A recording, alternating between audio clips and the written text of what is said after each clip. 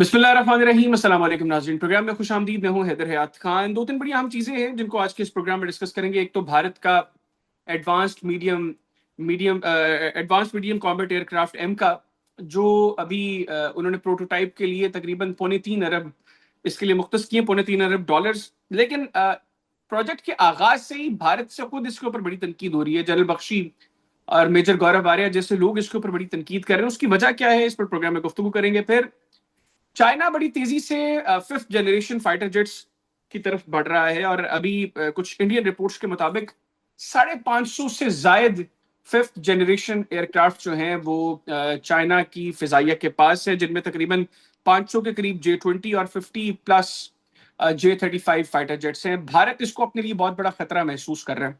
उसकी वजह क्या है, इस पर भी गुफ्तगू करेंगे। फिर भारत की डिफेंस एक्विजिशन काउंसिल ने चंद रोज कबल तकरीबन 52,000 करोड़ भारतीय रुपए अप्रूव किए अपनी तीनों आर्म फोर्सेस के लिए, मुख्तलिफ इक्विपमेंट की परचेज के लिए। पर उससे पहले हमने देखा कि भारत ने फ्रांस से भी तकरीबन $40 अरब की 114 रफाल्स की डील की। तो ये जो इतनी तेजी से असलहा परचेज कर रहा है भारत, इसकी वजह क्या है, इस पर भी गुफ्तगू करेंगे। मेरे साथ मौजूद हैं air marshal retired Aamir Masood साहब, सीनियर डिफेंस एनालिस्ट हैं, former deputy chief of air staff हैं फॉर एयर डिफेंस, फिर as deputy president centre for air space and security studies में सर्व कर चुके हैं। फिर पाकिस्तान एयरफोर्स के आर्टिफिशियल इंटेलिजेंस सेंटर को भी चेयर कर चुके हैं। Sir, thank you very much, आपने प्रोग्राम के लिए वक्त निकाला। अस्सलाम वालेकुम। सर सबसे पहले वालेकुम तो सलाम। Thank you very sir much. सबसे thank you very much. Sir सबसे पहले तो ये बताइएगा, ये जो एम का है, भारत का एडवांस मीडियम कॉम्बैट एयरक्राफ्ट, बड़ा शोर था पिछले साल से, हम भारत में बहुत शोर सुन रहे थे इसका। फिर अभी इन्होंने रिसेंटली एक फैसला किया कि ये हैल को ये प्रोजेक्ट नहीं दिया जाएगा, और 3 कंपनीज को इन्होंने शॉर्टलिस्ट किया प्रोटोटाइप के लिए, भारत फोर्स को, लार्सन एंड टोब्रो को, टाटा को। और अब तकरीबन $3.25 अरब इसके प्रोटोटाइप के लिए भी, $3.25 अरब इन्होंने प्रोटोटाइप के लिए अप्रूव किए। बड़ी तनकीद हो रही है सर कि ये प्रोजेक्ट कामयाब नहीं हो सकता, और अगर इसके इंजन्स का मसला है, जी के पास दोबारा गए हैं, जी के साथ इनका पहले तेजस के इंजन्स का मसला चलता रहा है। अब जो 414 इंजन इन्होंने फाइनल किया था, उसके रेट्स जी ने बढ़ा दिए हैं। तो बड़ी बहस हो रही है। जनरल बख्शी और मेजर गौरव आर्या जैसे लोग कह रहे हैं कि ये प्रोजेक्ट जो है ये कामयाब होता दिखाई नहीं दे रहा। आप इसको कैसे देख रहे हैं सर? जी थैंक यू वेरी मच। देखिए, भारत की जो एविएशन हिस्ट्री रही है, स्पेशली जो इनकी रिसर्च एंड डेवलपमेंट की रही है, वो कोई बहुत आप कहें कि आइडियल हिस्ट्री नहीं रही। बल्कि उसमें बहुत सारे पिटफॉल्स रहे हैं, बहुत सारे होल्स रहे हैं, बहुत सारे गैप्स हैं जो अभी तक फिल नहीं हो सके। और सही। उसकी बुनियादी वजह गैप है जो एग्जिस्ट करता है इनकी ब्यूरोक्रेसी, पॉलिटिशियंस और हम्म। मिलिट्री की रिक्वायरमेंट के दरमियान। सक्सेसिव एयर चीफ्स ने बड़ी दफा इस चीज को बावर कराने की कोशिश की है कि जो डिलेज आ रहे हैं in procurement and in advancement of having state of the art technology, वो बहुत ज्यादा डेंजरस है और नेशनल सिक्योरिटी का इशू है। ये कोई पिछले 8-10 आप कह रहे हैं कि एयर चीफ्स ने इस चीज को कहा, और सक्सेसिव उनके इंटरव्यूज भी हम सुनते रहे हैं। लेकिन वो कुछ कर नहीं सकते बिकॉज उनके हाथ में कुछ नहीं होता। ये सब चीजें जो हैं, मतलब भारत का जो एक निजाम चल रहा है, वो पॉलिटिशियंस और ब्यूरोक्रेसी के हाथ में ज्यादा पावर्स होती हैं। और इसी वजह से जो भारत हमेशा से ये कोशिश करता रहा है कि वो टू फ्रंट वॉर का कह के एक बयानिया बना के और उससे अपनी जो है एयरक्राफ्ट की जो मतलब प्रोक्योरमेंट्स है वो कर सके, अपनी एयरफोर्स को मॉडर्नाइज कर सके। और तकरीबन 42 स्क्वाड्रन जो हैं वो हो सके उसके पास। That is the minimum they have, अगर वो चाइना और पाकिस्तान दोनों के साथ टू फ्रंट वॉर करना चाहते हैं। सो उसको अगर आप मद्देनजर रखें तो इस वक्त उनके पास 29 स्क्वाड्रन मौजूद हैं, जिनमें अगर आप ये तेजस को निकाल दो। इनके जैगवर्स हैं उनको अगर ओके, निकाल दें, सही। बिकॉज वो कॉम्बैट रेडी नहीं है। फिर मिग 29 जो है उनकी सर्विसिबिलिटी का बहुत सीरियस इशू है, 50% से भी कम है। इसी तरह Su-30 की सर्विसिबिलिटी, रशियन जेट्स हैं उनमें से किसी की 50-55 से ज्यादा सर्विसिबिलिटी नहीं है। दैट मींस कि 50% of their squadrons are available.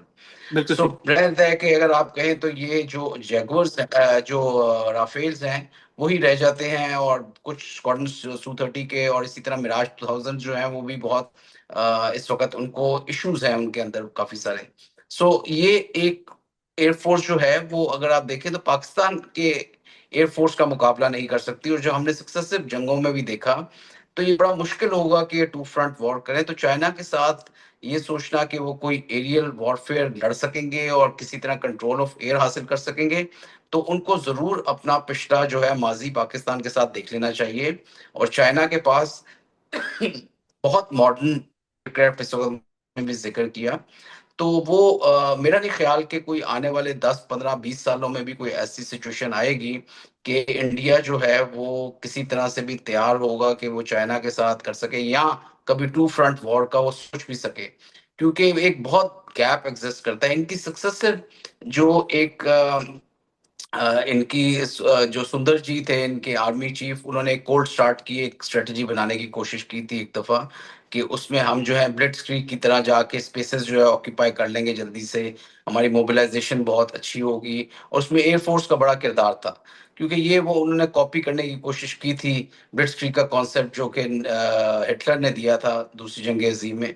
लेकिन उसमें जो एयरफोर्स है उसका बहुत बड़ा रोल होता है, और किसी भी मॉडर्न एयरफोर्स में अब एयरफोर्स का एक बहुत बड़ा रोल है, वही शेप करता है एनवायरमेंट्स को, वही शेप करता है आर्मी की मूवमेंट को, वही शेप करता है नेवल की विक्ट्री को। So you have to win in the air before you have to win on the ground और in the sea. This is the major lesson after the second world war जो कि western countries ने सीखा।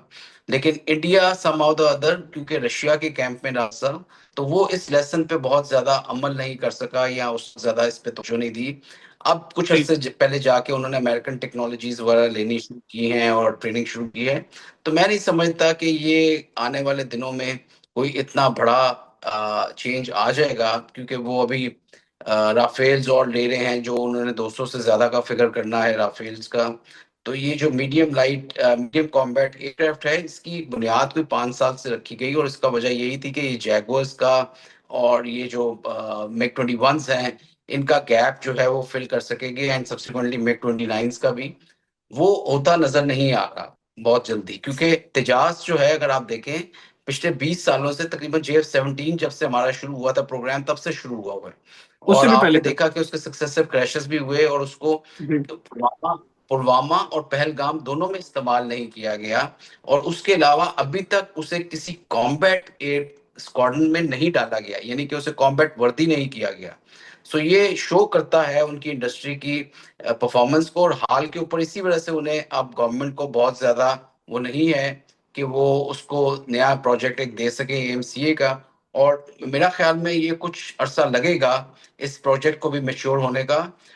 Personally मेरा जो अपना जाती मुशाहिदा है उसके लिहाज से, ये राफेल पे ज्यादा इक्तफा करेंगे आने वाले सालों में, और सू लेकिन लेकिन 30 सर पे राफेल करेंगे, में भी बड़ी और बहस मे हुई बी है। ये कुछ इन्होंने सर अभी जब फ्रांस के साथ ये डील की, 114 नए राफेल्स की, तकरीबन $40 बिलियन की ये डील थी, और उस वक्त बड़ा शोर मचाया, जो एक रवायती अंदाज है भारत में हर चीज का शोर बहुत ज्यादा मचाया जाता है। लेकिन हमने देखा कि ऑल ऑफ अ सडन फिर एक नई बहस शुरू हो गई कि हमने तो इतना बड़ा ऑर्डर दिया फ्रांस को, बावजूद इसके हमें सोर्स कोड्स नहीं दिए जा रहे, जो हथियार हम इसके साथ इंटीग्रेट करने की कोशिश करेंगे फ्रांस हमें उसकी इजाजत नहीं देगा, या फ्रांस अपनी सुपरविजन में वो सब कुछ करेगा, तो रफाल उस तरह पोटेंट नहीं रहेगा जिस तरह भारतीय फिजाइया का ख्याल था, जिसको वो इस्तेमाल करना चाहें उस तरीके से। तो आप समझते हैं कि ये भी एक फैक्टर है? सेकेंडली, तेजस और बाकी जो उनकी एक एविएशन की पूरी हिस्ट्री है उनकी एयरफोर्स की, उसमें पीस टाइम में सबसे ज्यादा क्रैशेस वो इस एशिया में सबसे ज्यादा इंडियन एयरफोर्स को फेस करना पड़े हैं। ये भी रीजन है कि उनकी फिजाइया में उनके जो पायलट्स हैं वो थोड़े खौफजदा हैं, और उनका वो मोराल उस तरह नहीं होता मैदान जंग में, जिस तरह अल्हम्दुलिल्लाह हमारे पायलट्स ने कारकर्दगी दिखाई हर मरतबा हर महाज पर।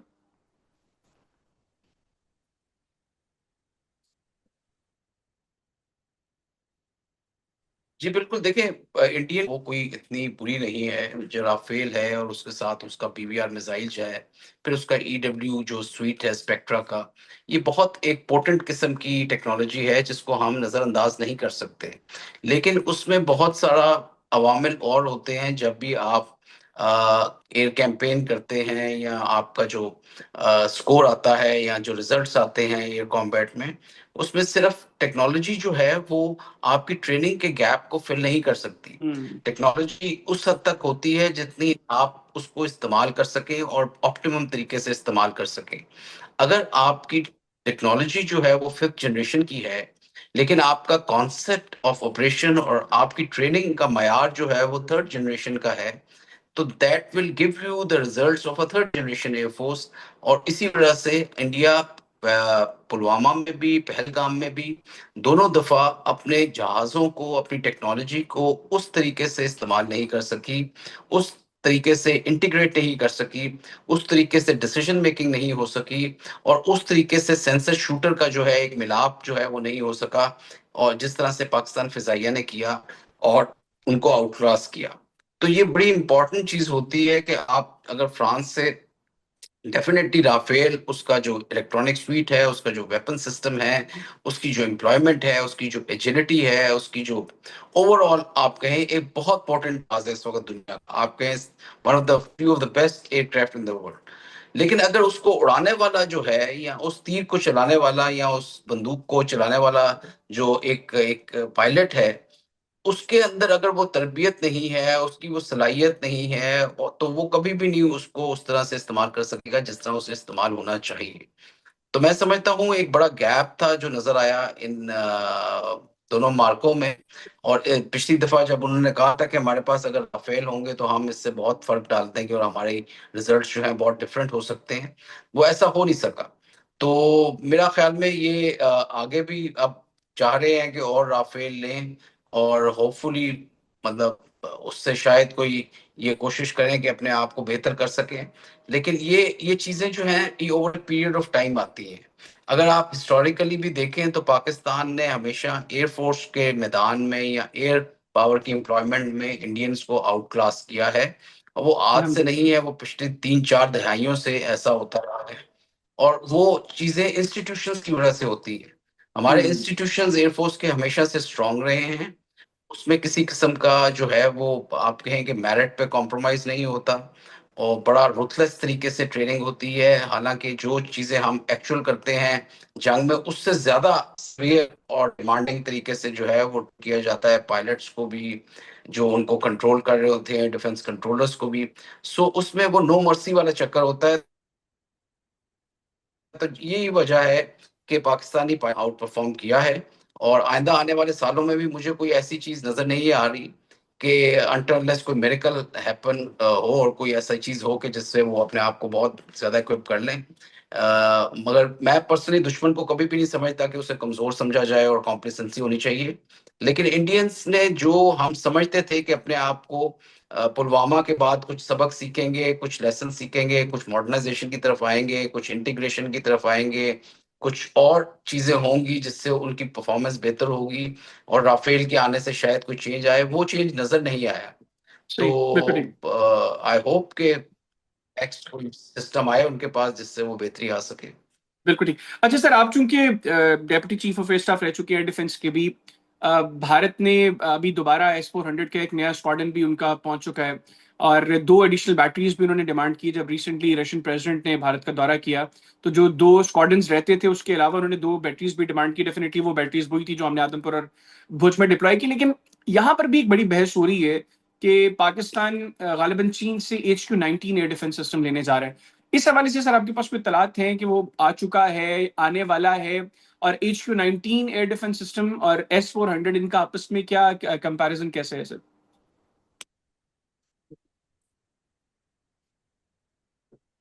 देखिए, HQ-19 और S-400 काफी कंपेटेबल सिस्टम्स हैं। और चाइनीज ने इस मामले में HQ-19 में बहुत ज्यादा एक आप कह लें कि वर्सेटिलिटी डाली है, रेंजेस के मामले में भी, एंटी इलेक्ट्रॉनिक वॉरफेयर मैयर्स के लिहाज से भी, और उसकी जो एक्विजिशन है ऑफ द टारगेट उसके लिहाज से भी। और S-400 again is a very important.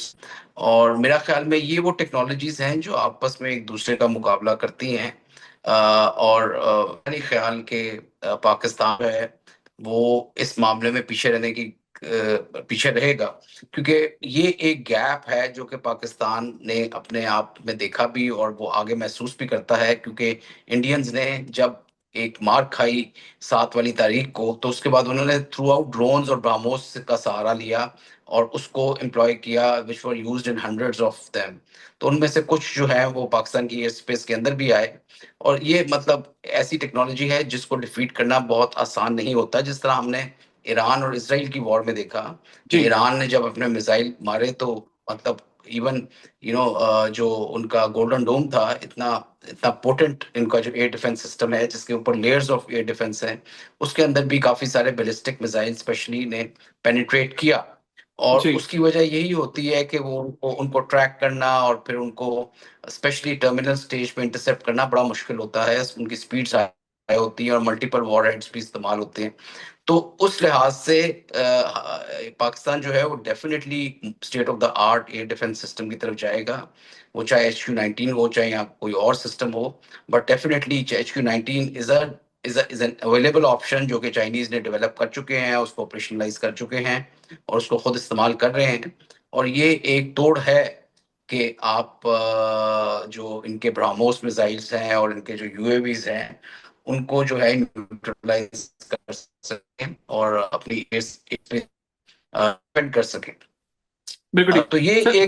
ये एक सिलसिला है जो कि चलता रहता है एयर फोर्सेस का। जब भी कोई टेक्नोलॉजी आ रही हो तो उसको काउंटर करते हैं, लेकिन जरूरी नहीं होता कि टेक्नोलॉजी वर्सेस टेक्नोलॉजी को या स्टील वर्सेस स्टील को काउंटर किया जाए। पाकिस्तान फिजाइया ने हमेशा कोशिश की है कि इंजेन्युइटी के साथ, कुछ इनोवेशंस के साथ और कोई लो कॉस्ट सॉल्यूशंस के साथ अपने आप को जो है मॉडर्नाइज रखे और अपने आप को ज्यादा इंटीग्रेट रखे, जो कि चीजें नजर आई हमें पिछली जंगों में कि हमारा बजट इंडिया के मुकाबले से बहुत कम है। जी और still with innovations and indigenisation, Pakistan Fizaiya ने अपने आप को एट पार रखा हुआ है किसी भी मॉडर्न एयरफोर्स के लिहाज से। और वो इस बात पे बिलीव करते हैं कि लो कॉस्ट जरूर हो, लेकिन जितना भी आपके पास वसाइल हैं, जितनी भी आपके पास टेक्नोलॉजी है, जितने भी आपके पास सेंसर्स और शूटर्स हैं, उन सबको इंटीग्रेट होना चाहिए along with the cyber and space. और ये जो artificial intelligence decision support tools हैं, इनको साथ रखते हुए उसके अंदर आपको जो है अपना पूरा एक एक सिस्टम जो है, एक किल चेन जो है उसको बनाना चाहिए। बिल्कुल ठीक सर। आखिर में ये बताइएगा, भारत में गुज़िश्ता चंद रोज से बड़ी बहस हो रही है कि चाइना ने 5th जनरेशन फाइटर जेट्स जो है वो बड़ी तेजी से चाइनीज एयरफोर्स में शामिल हो रहे हैं। J-20s तकरीबन कोई 500 प्लस हैं, फिर J-35 रिपोर्टेडली 57 से ज्यादा अब J-35 चाइनीज एयरफोर्स के पास हैं। तो भारत में इस चीज का बड़ा खौफ महसूस किया जा रहा है। आपको लगता है कि मतलब ये खौफ बजा है उनका? सेकेंडली, क्या ये कोई ग्राउंड तो नहीं प्रिपेयर की जा रही? भारत में बड़ी बहस ये भी हो रही है कि आपने गुज़िश्ता साल की पाक भारत जंग में शिकस्त के बाद तकरीबन 50 अरब डॉलर्स की परचेजेस जो हैं वो अप्रूव की हैं अपनी तीनों आर्म फोर्सेस के लिए। तो अब सुखोई 57 की भी ख्वाहिश रखता है भारत, तो उसकी ग्राउंड प्रिपेयर की जा रही है, ये जो खौफ की फिजा वहां पर गोदी मीडिया फैला रहा है?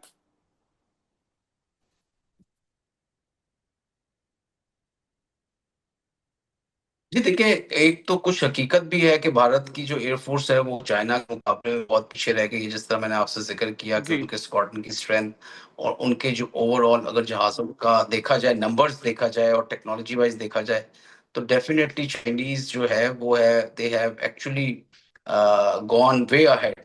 और मैं क्योंकि चाइनीज जहाज भी उड़ा चुका हूँ और अमेरिकन टेक्नोलॉजी जो है 16 भी उड़ा चुका हूँ और 80s में मैंने मतलब ये दोनों जहाज देखे। और जब 90 अर्ली 19 में इन दोनों पे मतलब कंपैरिजन किया या कन्वर्ट हुए, तो पता चला कि जमीन और आसमान का फर्क था। लेकिन अब चाइना जो है आज मतलब 30 साल बाद, 35 साल बाद उस स्टेज पे पहुंच गया है कि वो अमेरिका की भी किसी भी टेक्नोलॉजी का मुकाबला कर सकता है। ठीक मतलब this is a big leap जो कि उन्होंने ली है टेक्नोलॉजी वाइज। और उसमें आर्टिफिशियल इंटेलिजेंस के स्मार्ट टूल्स भी डाले हैं उन्होंने। उनकी उसकी इंटीग्रेशन अब बहुत अच्छी हो चुकी है, उनके बियॉन्ड विजुअल रेंज वेपन्स जो हैं बहुत अच्छे हो चुके हैं। तो ये वो सब चीजें हैं जिन्होंने उनको एडवांटेज डेफिनेटली दी है। तो इंडिया तो इस मामले में बहुत पीछे है। मतलब अगर आप देखें तो उनका जो इंडिजिनस जहाज है वो अभी तक ऑपरेशनलाइज नहीं हो सका। अभी भी वो डिपेंडेंट हैं दूसरी कंट्रीज के। और चाइना जो है मोस्टली अब अपनी टेक्नोलॉजी पे चल रहा है और अपनी टेक्नोलॉजी को भी वो उस लेवल पे ले जा चुका है जिसमें उसमें स्टेल्थ मौजूद है, सुपर मैन्यूवरेबिलिटी मौजूद है, उसके अंदर एवियोनिक्स बहुत अच्छी मौजूद है, बियॉन्ड विजन है, प्रिसिजन वेपन्स हैं। और ये सब चीजें जो है ऑपरेशनलाइज हो चुकी हैं, कॉम्बैट रेडी हैं। जिस तरह J-10 को अभी उन्होंने ट्राई की, तो J-10 जो है J-20 और J-35 से थोड़ा सा एक लेवल पे आता है। तो जेट इतनी अच्छी परफॉर्मेंस की राफेल के खिलाफ, तो आप देख लें कि J-20 और J-35 किस लेवल के होंगे और किस कहाँ तक वो पहुंच चुके हैं।